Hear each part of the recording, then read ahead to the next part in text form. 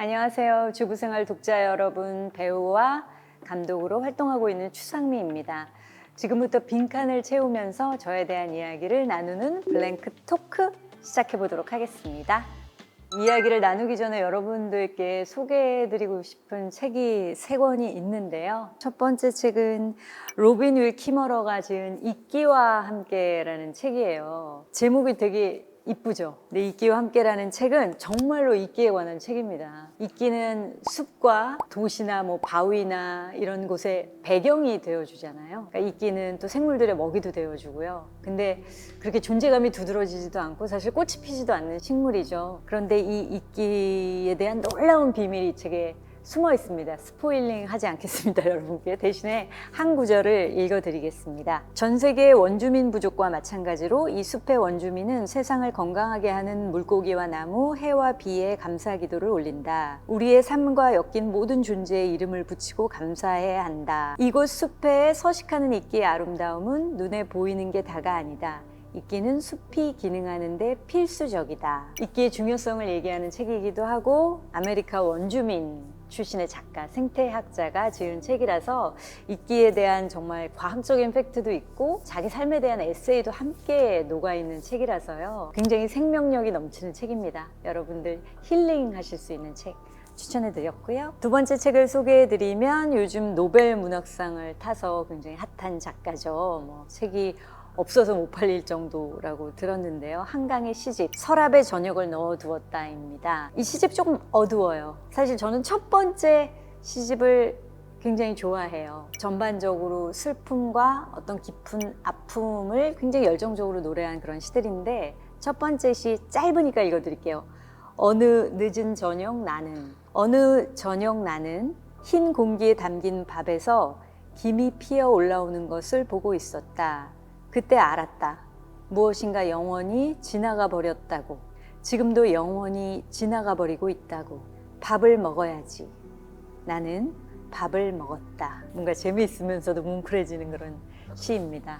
세 번째, 헤르만 헤세라는 유명한 작가 여러분 아시죠? 헤르만 헤세가 나무를 굉장히 좋아해요. 그래서 나무들이라는 에세이와 시가 섞인 책인데요. 헤르만 헤세가 살면서 마주치는 나무들의 관해서 관찰하고 그것을 시로 또 엮기도 하고, 이 나무가 굉장히 다양하잖아요. 그 다양성과 그리고 나무의 생장이 굉장히 우리 눈에는 천천히 느리게 보이지만 어느새 몇십 년이 지나면 정말 웅장하게 크게 자란 나무를 볼 수 있는데요. 그런 어떤 느림의 미학에 대해서 얘기하는 책입니다. 이웃 정원에 새로 돋아난 잎사귀가 달린 아름다운 어린 포플러 나무 한 그루가 다시 눈에 들어왔다. 잠깐 바람이 멈춘 사이에 이 나무는 로켓처럼 솟구쳐 일어나 바람에 흔들리며 유연하게 우둥지를 뾰족하게 만들더니 사이프러스 모양으로 팽팽히 닫히면서 바람이 점점 심해지는데도 사방으로 뻗은 가는 가지들을 가볍게 빗질한 것처럼 한데 모았다. 부드럽게 빛나는 속삭이는 잎사귀를 지닌 기백 있는 이 나무의 우둥지는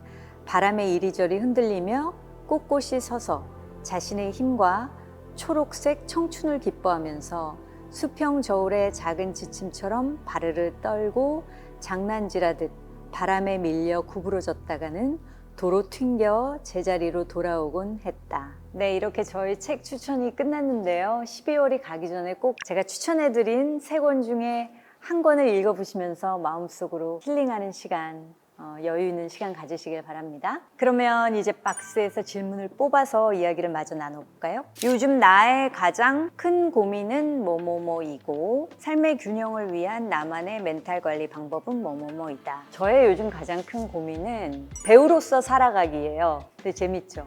왜냐하면 제가 배우로 연기를 하는 게 좀 오랜만이에요. 엄마로 되게 오래 살다가 배우로서 현장에 나가고 다시 이제 집에 돌아와서 또 저희 아들이 이제 사춘기가 막 시작됐어요. 아들하고 막 씨름을 하고 아들한테 등짝 스매싱도 했다가 막 아시죠? 사춘기 어머니들. 저는 갱년기를 향해 가고 있고 아들은 사춘기예요.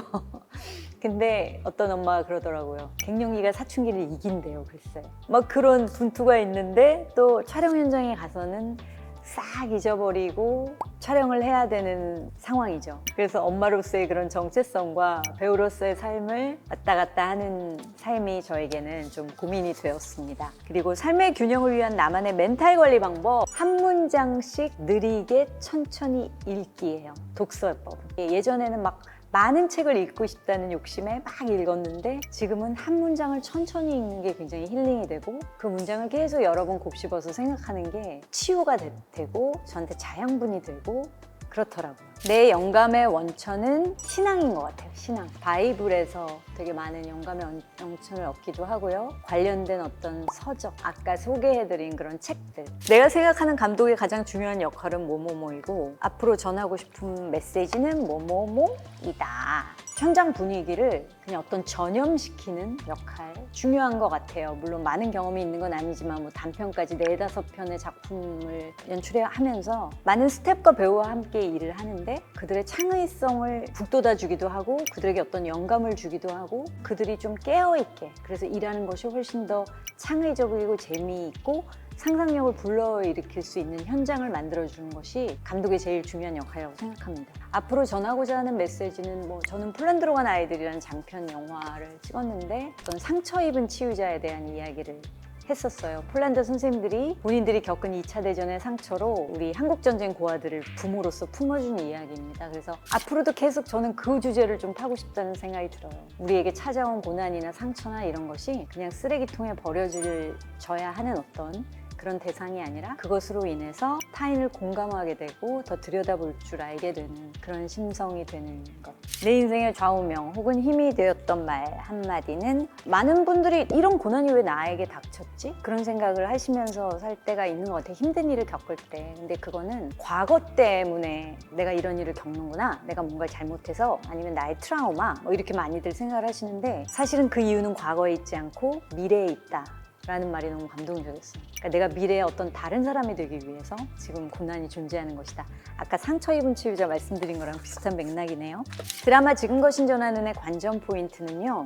제 입장에서는 추상미가 처음으로 엄청난 빌런 역할을 맡았다라는 것입니다. 캐릭터를 위해 집중적으로 준비한 거는 악역인데도 불구하고 모성이 가장 중요한 드라마였습니다. 앞으로 연기하고 싶은 캐릭터나 배역은 뭐뭐뭐이다. 이번 드라마에서 제가 하고 싶은 직업의 역할을 하고 있어요. 근데 재밌게도 그 직업에 대한 장면이 하나도 안 나와요.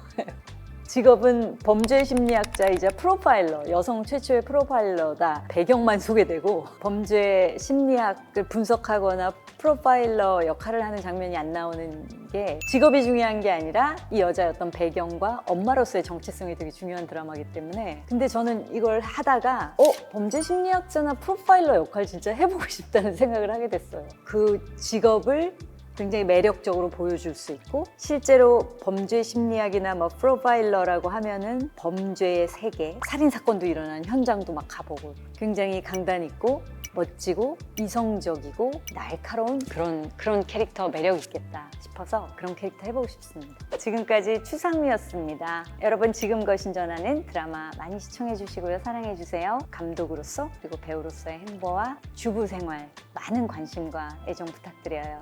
감사합니다, 여러분. 행복하세요.